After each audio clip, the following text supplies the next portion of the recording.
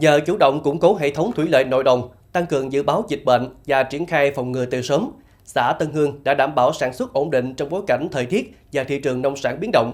Kết quả sản xuất nông nghiệp năm 2025 của địa phương đều đạt và vượt kế hoạch. Trong năm, xã xuống giống 706 ha, thu hoạch hơn 3.950 tấn, đạt 101% chỉ tiêu, gần 800 ha cây ăn trái cho sản lượng 7.769 tấn, đạt 121%. Với 170 ha rau màu, nông dân thu hoạch trên 4.010 tấn, đạt 100% kế hoạch.